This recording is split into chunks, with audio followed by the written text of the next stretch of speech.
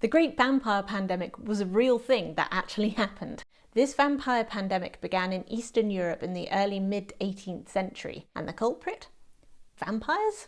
Because the original vampires weren't blood drinkers, but plague spreaders. Sicknesses that spread invisibly were blamed on people who had been turned, and so there were spates of vampire burials where a person is either buried or dug up and reburied in such a way as to prevent them from rising and spreading plague again. Of course, the culprit were actually things like rabies and something called pellagra, which is an illness brought on by eating too much corn and not enough other things. It was a relatively new food introduced to the East, and because it was cheap and easy to grow, in times of famine it was the most consistent food source. However, because in times of famine there was little other food sources, it caused pellagra, the symptoms of which are sensitivity to light, lethargy and sores. But when it moved to the West, the disease spread was mostly tuberculosis. The outcome of all this was overflowing mass graves, hysteria, more death, and an uptick in digging up bodies to perform vampire burials. And that is where a lot of influences from the 19th century lesbian vampire book Carmilla come from.